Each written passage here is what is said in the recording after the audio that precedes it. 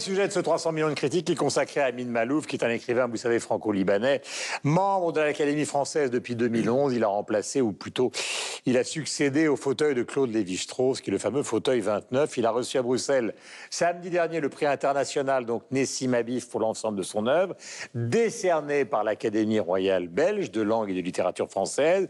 Et c'est la raison pour laquelle nous conversons au début de cette émission. Il est de retour dans les librairies et en ligne avec un nouvel essai intitulé « Le naufrage des civilisations ». Mon cher Slimane Zeguidour, d'abord, il faut relater le propos du livre.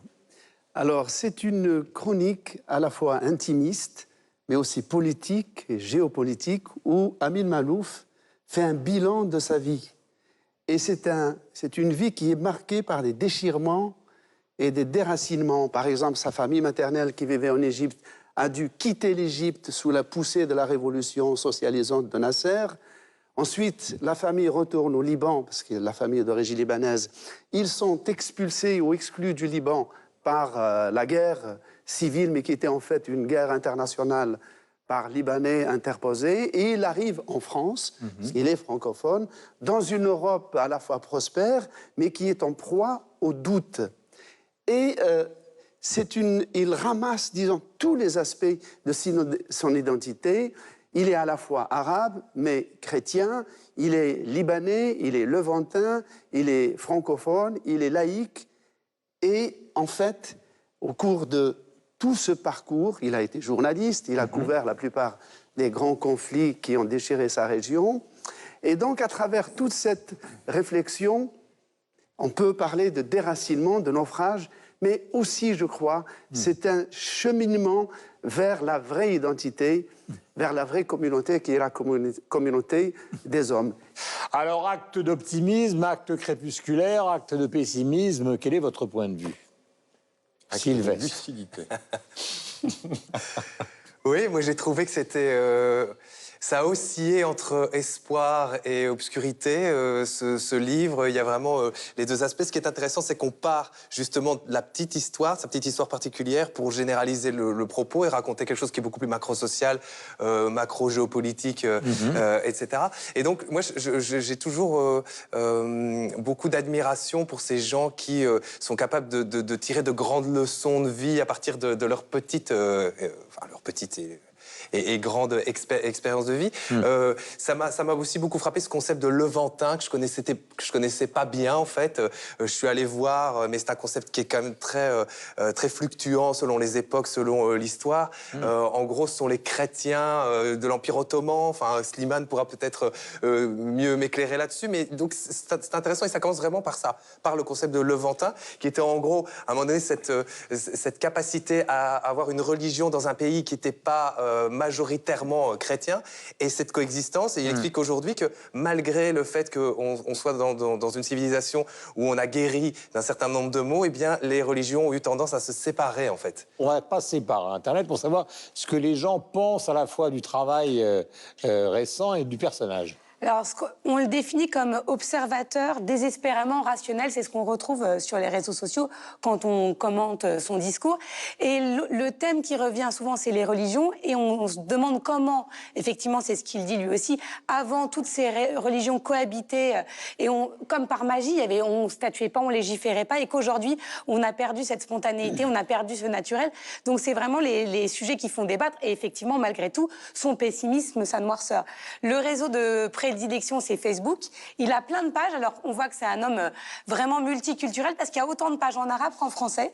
Et il y a des rencontres, ça s'appelle les groupes, les rencontres avec Amin Maalouf, où on débat entre passionnés de ce qu'il raconte et chacun vient apporter sa pierre à l'édifice.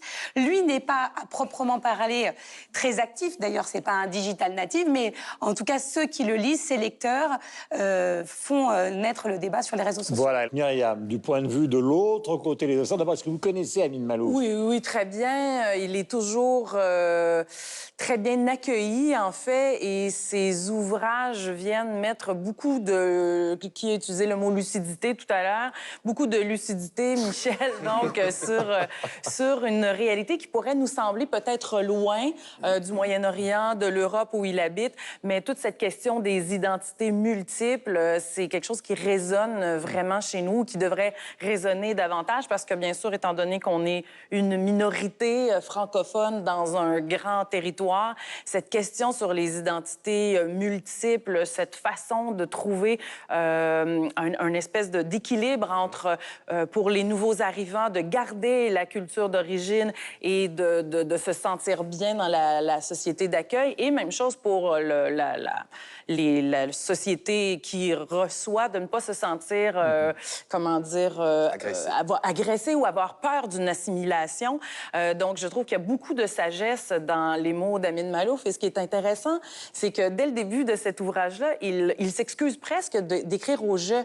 Et je trouve que c'est là la force de cet ouvrage-là. C'est justement... Mais c'est pas un ouvrage de sociologie, c'est un témoignage, il y a de la poésie, il y a une fragilité. Oui, et je trouve que c'est là où il y a beaucoup de fragilité et on peut s'identifier, de mélancolie, on peut s'identifier aux propos d'Amin Maalouf. Et justement, on parlait des réseaux sociaux tout à l'heure. Ben, lorsqu'un ouvrage d'Amin Maalouf arrive, je trouve que ça ouvre et ça défait ces espèces de chambres d'écho, vous savez, lorsqu'on se retrouve un peu en vase clos, avec tous un peu les mêmes propos, on prêche entre convertis. Bien, Amin Maalouf vient un peu casser ça et nous permettre d'ouvrir nos horizons et de discuter sur des points communs, en fait. Et d'ailleurs, ce n'est pas son premier livre où il se livre à une réflexion, à cette rage identitaire qui déchire la planète. C'est peut-être son troisième ouvrage où il traite de cette question qui ne devrait pas en être une. Et je crois que la leçon qu'on peut tirer de sa réflexion sur la définition de l'identité, et il nous dit que l'identité de chacun d'entre nous, c'est que nous sommes ce que nous faisons.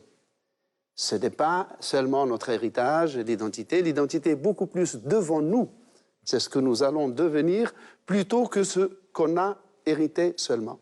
Je suis ce que je fais. Voilà à peu près la définition la plus proche de la réalité telle qu'essaie de la cerner au fil de ses ouvrages Amin Maalouf. Mais on ne peut pas évidemment aborder ce sujet sans terminer sur la situation qu'on connaît actuellement, qui est une situation quand même d'affrontement, de tension, d'inégalité sociale, de problèmes identitaires, voire même d'attentats. Donc est-ce que vous avez l'impression que c'est une sorte de promeneur qui traverse tout ça tranquillement avec la mélancolie? Non, c'est un bouquin... c'est-à-dire qu'il y a deux choses dans ce livre. Pour moi, il y a deux parties. Il y a une partie qui s'ouvre, qui est un petit peu autobiographique, c'est-à-dire qu'il il enracine le livre dans ce qu'il est pour expliquer comment il livre sa réflexion. Je pense qu'elle est importante aussi parce qu'il peut avoir cette réflexion, Amin Maalouf, parce qu'il est très au clair avec son identité. Et parce qu'il est au clair avec qui il est, d'où il vient, ça lui permet aussi d'accueillir les autres, ce qui est une loi un peu fondamentale dans l'accueil. Mais après le bouquin, moi je trouve que c'est un bouquin qui dépasse largement une autobiographie, mais alors très largement, c'est-à-dire qu'on est dans un essai, dans un regard sur le monde qui est étayé par des faits historiques. Et en gros, ce qu'explique Amin Maalouf dans le livre, c'est que voilà, en tout cas pour la problématique aujourd'hui de la culture arabe et dans ce qu'elle est aujourd'hui et dans la façon dont on l'aperçoit, il y a eu 1967 et la guerre de 6 jours qui a été perdue, qui a été une blessure formidable. Il y a eu la chute de Nasser à la suite de ça. Il y a eu le choc pétrolier. Il y a eu surtout 1979, pour lui, qui est une date incontournable et qu'il explique bien dans le livre, c'est-à-dire c'est la montée des radicalismes. Qu'ils soient effectivement religieux, mais qu'il soit aussi économique, avec Thatcher et puis avec Reagan qui arrive au pouvoir à ce moment-là.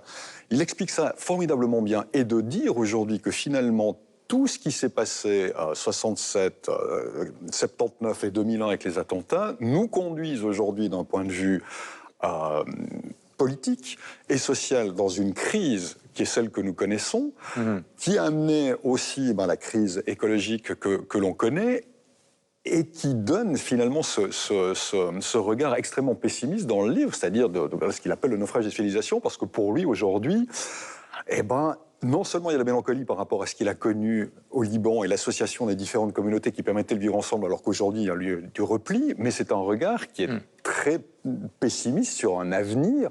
Alors, il laisse une petite porte ouverte en disant qu'on peut encore sauver les choses, mais néanmoins, le livre se termine et le constat qu'il livre, c'est quand même un constat qui laisse pas beaucoup de portes de sortie. Aujourd'hui, on a un peu l'impression qu'on a un petit peu tous condamnés et qu'on risque le naufrage du Titanic. En tout cas, ce qu'on peut dire quand même par rapport à l'héritage de l'Académie française, c'est qu'il a succédé à Claude Lévi-Strauss, qui est sur ces histoires de nations, de civilisations, évidemment beaucoup écrit, y compris donc sur les rapports entre race et histoire. Il faut savoir que dans l'Académie française aujourd'hui, il y a beaucoup de gens plus jeunes. Alors, je dis pas que Amin Maalouf soit très jeune, c'est pas un digital native, comme tu l'as dit tout à l'heure, mais c'est vrai que Dany Laferrière est porteur aussi des mêmes contradictions. Il vit à Montréal, il est haïtien, il est académicien français, il publie dans beaucoup de pays, il va faire des cours parfois aux États-Unis. Mabankou vient d'Afrique, il fait des cours dans les universités américaines. Donc il y a chez les intellectuels qui sont aujourd'hui des intellectuels francophones, justement, il y a quand même cette volonté d'embraser le tout, quoi, et d'essayer de lui donner un sens, Sylvestre. Oui, et ce qui est intéressant, je disais quelque part, je ne sais plus qui a dit ça, l'identité au final, c'est quelque part, elle passe par la langue. Et ce qui est intéressant, c'est qu'on est ici entre francophones et qu'on a une identité commune, j'allais dire qu'on le veuille ou non, malgré nos extractions multiples, au travers justement de cette langue. Il a été honoré par la Belgique d'ailleurs récemment. Exactement, et donc moi je trouve ça intéressant justement qu'il ait toutes ces identités, ce millefeuille identitaire, et qu'au final il soit académicien français et qu'il s'exprime en français. Moi je trouve qu'au final l'identité, elle est un petit peu là.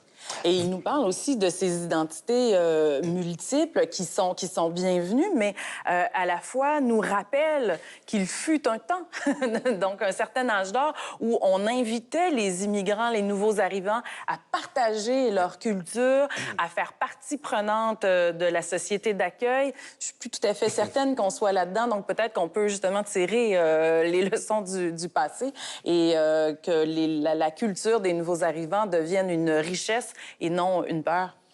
Merci donc d'avoir abordé donc ces sujets qui sont des sujets extrêmement complexes, qui sont souvent au cœur de l'actualité, même si vous le savez, nous sommes effectivement dans un registre aujourd'hui à la Fondation Vuitton qui est beaucoup plus culturel et qui nous ramène à l'histoire de l'art, mais aussi à une période justement où les cultures se mélangeaient. Merci mon cher Slimane d'être venu nous parler de ce livre donc d'Amin Maalouf qui s'appelle Le Naufrage.